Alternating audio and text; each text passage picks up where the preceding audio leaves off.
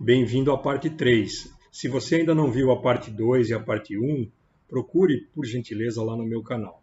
Aqui falaremos sobre as questões internacionais e as questões nacionais a respeito da energia nuclear. Então, a referência sobre o clube atômico. O Brasil não faz parte do clube atômico? O Brasil domina o processo de produção de combustível nuclear, desde a mineração até o enriquecimento e produção do combustível e, consequentemente, utilização deste nas usinas termonucleares. Mas o Brasil não produz armas. Lembra que eu falei para vocês que o Brasil é signatário do uso pacífico da energia nuclear? Pois bem, ele não faz parte do clube atômico, que é um clube armado. O clube atômico tem algumas nações que fazem parte dele. E nós vamos ver em seguida. Estas nações usam as armas nucleares como elemento de dissuasão. O único que usou até hoje as armas como elemento de ataque foram os Estados Unidos. Nesta figura, estamos vendo aqui as várias classificações dos países de acordo com a sua condição de uso da energia nuclear para fins militares. Então vocês podem ver que tem países que já foram militarmente atômicos e tem países que são os países em azul. Dá uma consultada aí ou dá um pause de novo no vídeo ou então verifique as fontes que lá vocês vão achar referência para esta figura. Bom, aqui estão os países armados com bombas ou ogivas nucleares. A Rússia, os Estados Unidos, a França, a China e o Reino Unido fazem parte do Conselho de Segurança da ONU. Adicionalmente, nós temos aí o Paquistão, a Índia, Israel, que nunca admitiu que tem armas nucleares, mas tem, e a Coreia do Norte. O Irã, muito provavelmente, tem capacidade de produzir armas nucleares, mas não tem confirmação, não se tem essa confirmação de que ele tenha algum artefato nuclear bélico. A África do Sul já produziu no passado, mas abdicou, se desfez de seu arsenal. Então, atualmente, nós temos as ex-repúblicas soviéticas, que tinham e não tem mais, a África do Sul, que não tem mais, estes países que estão aqui, e possivelmente o Irã, que também não admite que tem, mas a gente também não tem confirmação. E o Brasil nessa história toda? Lembra que eu falei que o Brasil domina todo o ciclo de produção do combustível, o enriquecimento do urânio. Tem capacidade para produzir urânio enriquecido em teores para uso militar, porque tem o equipamento ultracentrífuga, mas abdicou disso em tratado internacional.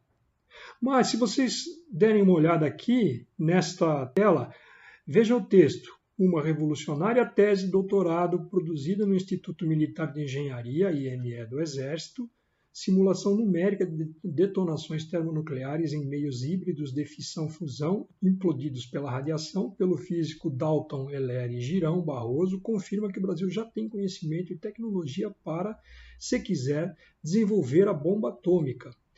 Não precisa fazer a bomba, basta mostrar que sabe, disse o físico. Ou seja, o Brasil tem capacidade para produzir. Nós vamos ver logo mais à frente que o pai do programa nuclear brasileiro afirmou, em entrevista na Folha de São Paulo, que o Brasil tem capacidade de, em 3, 4 meses, construir um artefato nuclear. Mas, como eu já disse, nós não vamos fazer isso, o Brasil não vai fazer isso por causa do tratado internacional. Aqui está o almirante Otton Marx, que tem uma longa ficha de serviços prestados ao Brasil. É considerado o pai do programa nuclear brasileiro.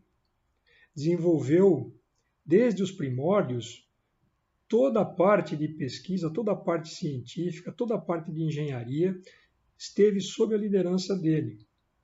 Ele que fez a afirmação, que eu acabei de falar, que o Brasil tem essa capacidade, mas nós abdicamos.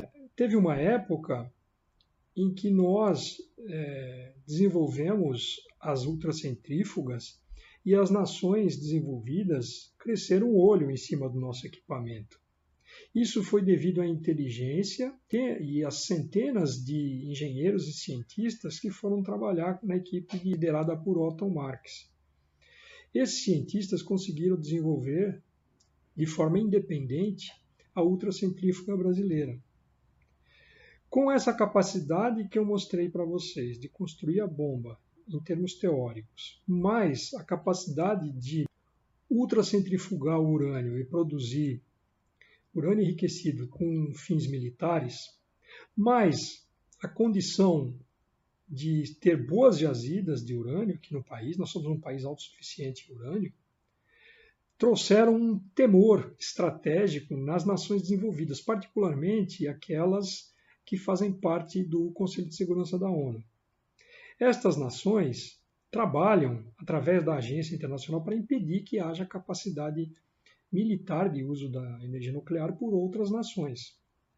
Bom, todo esse conhecimento, toda essa genialidade liderada pelo almirante Othon trouxe problemas, trouxe perseguições que nós vamos ver na sequência.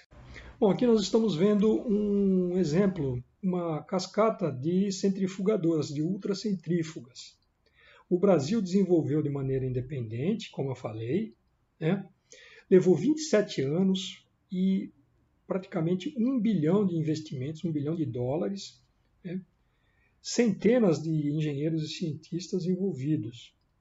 Logicamente que o Brasil se baseou no que já existia nas outras nações, fez intercâmbios, fez pesquisa, fez um trabalho de inteligência e produziu uma coisa melhor. Isso despertou a cobiça das nações, porque como é que pode um país desenvolver e a gente ficar aqui verificando a paisagem?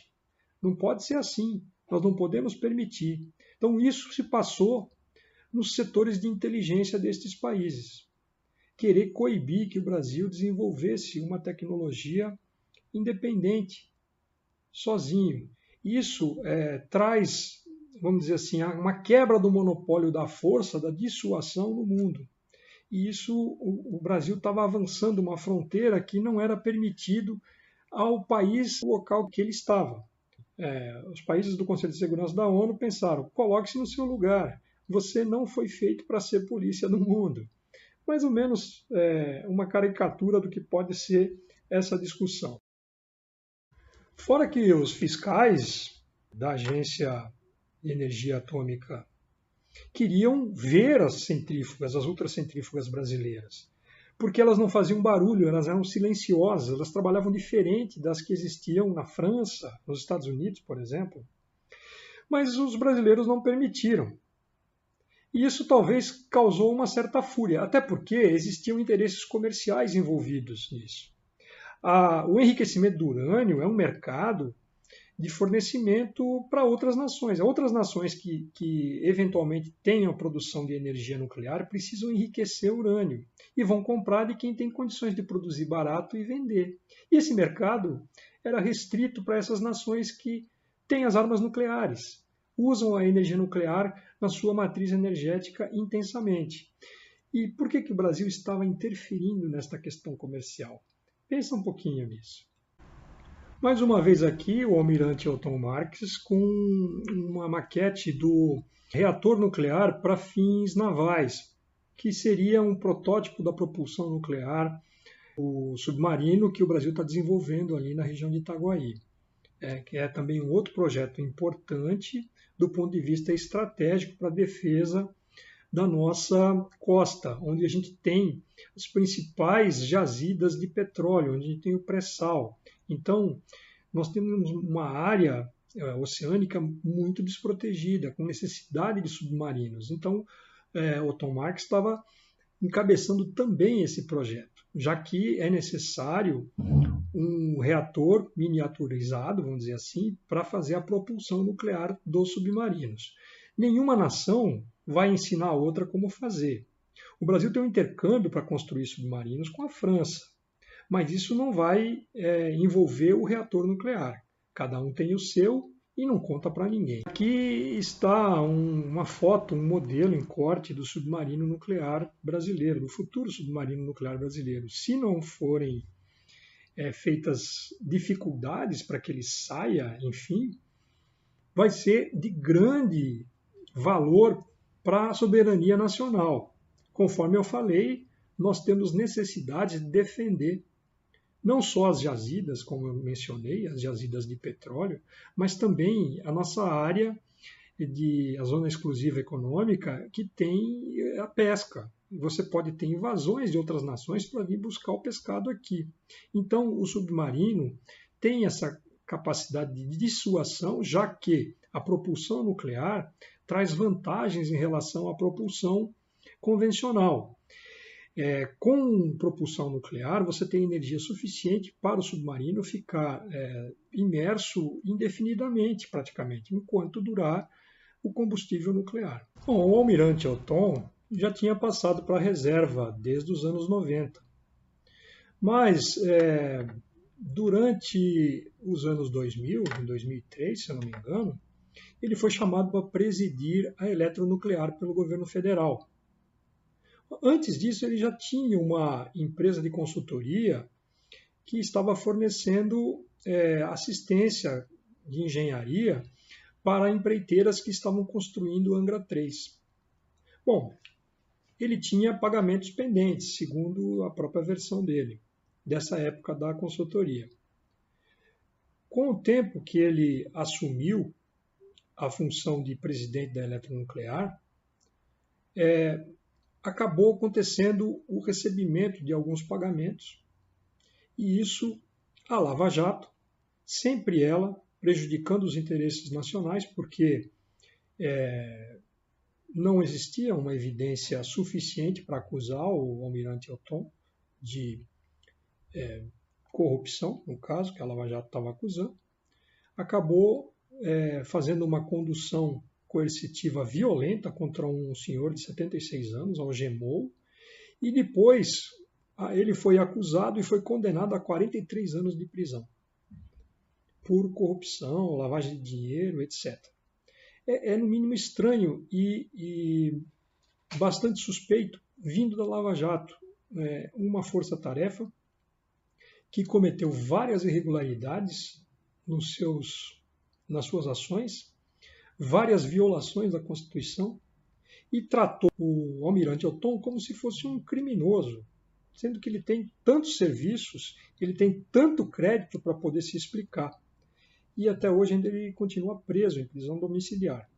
É no mínimo estranho. O próprio almirante Otton admitiu que existem interesses internacionais em tirá-lo da jogada, para que ele fique desmoralizado, para que ele fique preso. Por quê? Porque ele tem um conhecimento que incomoda as nações detentoras do conhecimento e do monopólio da produção de combustível nuclear, do enriquecimento de urânio e da produção de armamento nuclear. Isso é uma coisa inaceitável para as nações e uma das maneiras de fazer é tirar as pessoas que têm conhecimento da jogada. Nós vamos ver isso um pouquinho mais para frente. Mas aqui, na minha opinião, eu lamento demais o que fizeram com o almirante Otton. Isso não é nacionalista, não é uma visão progressista da nossa sociedade. E assim, um homem desse, um militar de alta patente que deu uma contribuição tão grande para a nação, jamais um país desses desenvolvidos permitiria uma coisa desse tipo. Só para acrescentar, o delegado da Polícia Federal, que eu não vou citar o nome aqui, que atuou com brutalidade, algemando o almirante Otton, apenas para ele fazer um depoimento, foi condenado por corrupção. Ou seja, a credibilidade que as pessoas que atuam na Lava Jato têm é próxima de zero. É um projeto que tem participação do Departamento do Estado americano para que seja utilizado como elemento de guerra híbrida no país. Ou seja, os interesses de uma potência estrangeira estão traduzidos na atuação desse pessoal que subverteu a justiça nacional. É claro que aqui não está sendo feita uma defesa da impunidade. Eu acredito, até que se prove em contrário, que o almirante Otton fez a consultoria na boa-fé e depois assumiu o cargo de presidente da eletronuclear. Até porque ele tem um histórico de bons serviços prestados à nação. A justiça precisa recuperar a sua credibilidade, manchada pelas operações da Lava Jato. Vamos ver o que vai acontecer. Mas 43 anos me parece uma pena desproporcional do que ele está sendo acusado. Eu convido a vocês continuarem assistindo essa série sobre energia nuclear. Na parte 4, que é a última, falaremos sobre o quão estratégico é o uso da energia nuclear e o uso do armamento.